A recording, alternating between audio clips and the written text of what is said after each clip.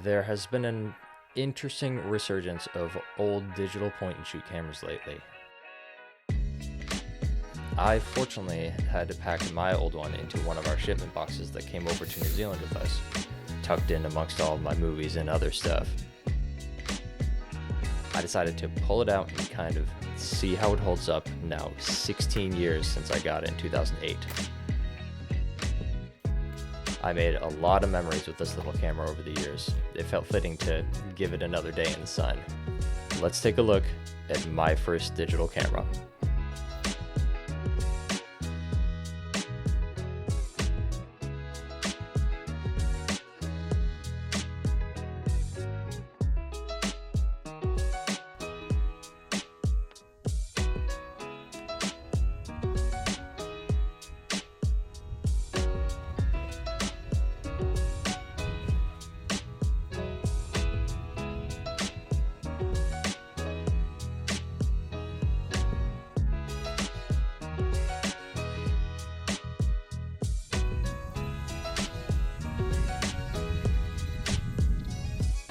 Okay, so it's a bit of a ridiculous comparison here, comparing my original very first camera, the Fujifilm FinePix F100 FD, to my current professional camera, the Sony A7RV. But it seems like a lot of people are really getting back into the little digital cameras, or Digicams as they call it. And so, I figured it still works. I brought it with me when we moved here to New Zealand, just to, kind of have some fun, take some fun little pictures with this guy. So I figured, might as well do a little comparison between the two of them. It's not exactly going to replace the big camera, but it is kind of a fun little camera.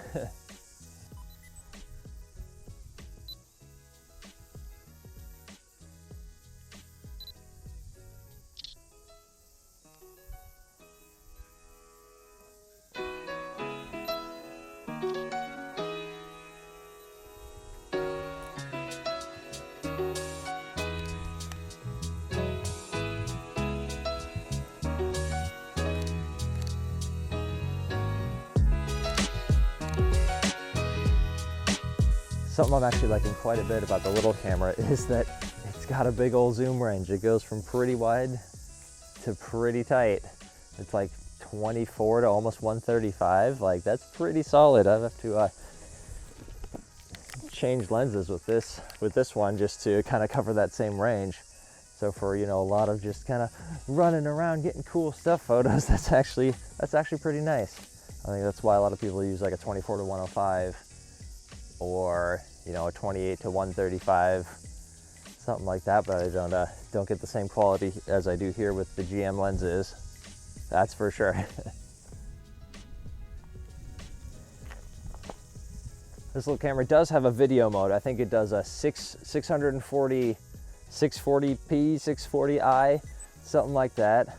I'll get some comparisons, not with the A7R5, but with the FX3 that's behind the camera over there. Let's see. Movie recording with sound, 640p. Awesome. I'm sure it's got all the dynamic range in the world, all the frame rate, bit depth options in the world.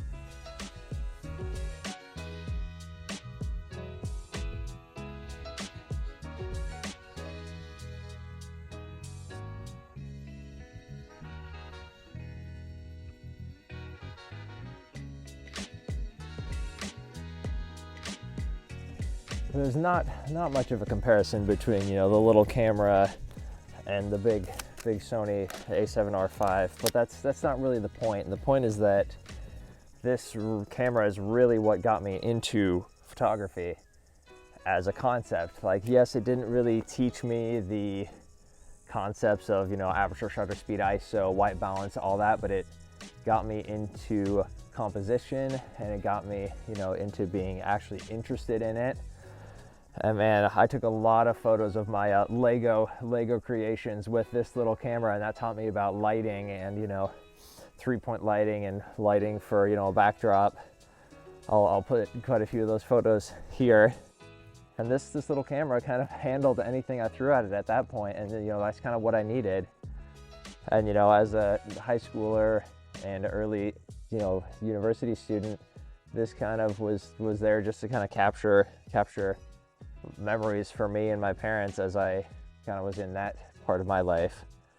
But then, you know, you learn, you move forward, and you know, you want to control your image a little bit more. You want to push and pull your files a little bit more, and that's, you know, when you start getting into a camera like this, and that's, you know, really when you start to want something of this size. So I'm definitely still very, very glad that I had this little camera, and, you know, glad that it got me going. But I'm also now very glad that I've got a big camera that lets me have 60 megapixel files to you know, push and pull them as I need. So I'm going to, I think I'm going to head back now. It's getting a bit windy, a bit cloudy. Might have some rain coming, and kind of do some more comparisons back in the studio.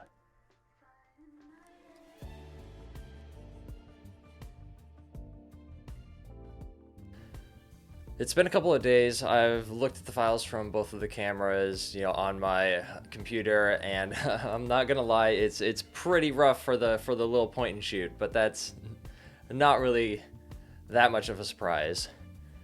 Not a lot of, you know, resolution in here. I think it's 12 megapixels, which was huge for 2008 for a little camera like this. You know, not a whole lot of dynamic range, not a whole lot of sharpness, you know, not a lot of high ISO performance out of it. It's just generally pretty rough. But I was actually surprised at how much I could kind of eke out of the highlights and eke out of the shadows if I did want to try and edit the, you know, little files out of the point and shoot. Looking at some of the photos from Arthur's Pass specifically, I'm actually pretty surprised with, you know, what came out of the little point and shoot camera. The, you know, photos I got from one of the viewpoints there have pretty good color, pretty good dynamic range. They've got, you know, decent sharpness in both the clouds and the mountains, and, you know, they look pretty good. It does start to fall apart a little bit once you zoom in, you know, zoom in a little bit on the mountains way over there. It definitely gets softer. It uses a higher ISO, so it doesn't have, you know, great performance there, but for just kind of hop out of the car, grab a quick photo, they look pretty good.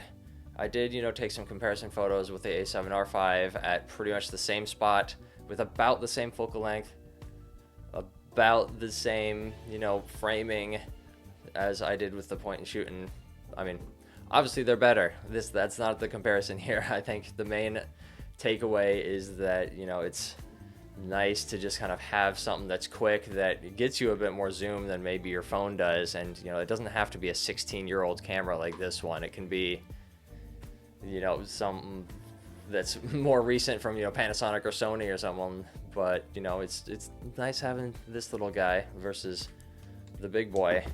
I'll kind of, you know, post a few more of the comparison photos I got from Arthur's Pass, as well as from Dunedin, New Zealand as well, just kind of here, just, you know, look over them, see any differences. You know, might be a bit hard to tell on YouTube, but I think you'll be able to tell with a 16-year-old camera versus a 1-year-old camera. I kind of have a bit of a personal theory on why, you know, both film cameras, you know, like some of these back here, and, you know, now these digital point and shoot cameras are kind of coming back into prevalence lately, at least kind of in the photography community. And I think that kind of has to do with memories. I'm a very visual person. Like, I see things visually. It helps me remind myself how I felt during those moments if I have, you know, kind of a visual collection of those things.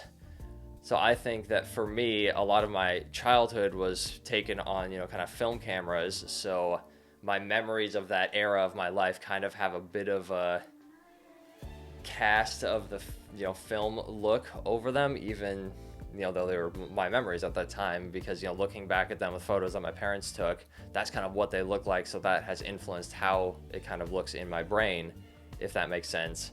Might be a bit crazy. I don't know. Might just be me.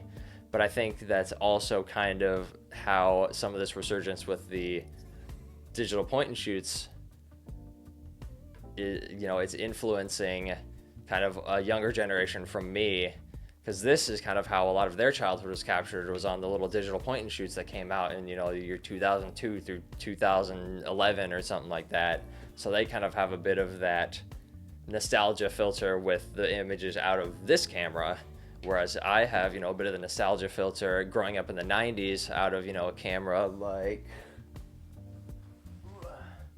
kind of more like this camera, a Nikon N90, which I don't remember when it came out, but this is kind of the similar camera that my dad had when I was growing up. So it's kind of totally theory coming out at the top of my head. I don't know if that's how it is with anyone else, but it is kind of how it's influenced me. A little camera like this has influenced me, is a lot of my memories of kind of my middle school, high school days were captured on this. And when I was really starting to get into photography, it was captured with this camera. So that's kind of how that era of me learning photography looks in my brain, was all the images that came out of this. I could be totally off base. Let me know in the comments. Roast me in the comments if this is way out there, but it's kind of how it is for me as a very visual person. I've been a photographer for years and years, 16 years at least with this guy. And it's kind of how my brain works, kind of how I see things happening. I think go out, have fun with your camera. If it's small like this, great. If it's big like this, great. I think it makes it easier for me to have fun with the camera if I can take a smaller camera out. But for some people, or me under certain circumstances, it's way more fun to take a big camera like this out, or back on the 1DX out, taking that to sporting events, that was more fun. But I think just have fun, go shoot. Doesn't matter what it's with. If you buy a 16-year-old point and shoot, great, go create images with it. And I think that's kind of the main takeaway that I'm trying to convey here, is that just go have fun. It doesn't matter what it's with. And these look pretty good. So thanks for watching. Make sure you like and subscribe, do all the YouTube stuff, and we've got definitely got more things coming. So thanks for watching.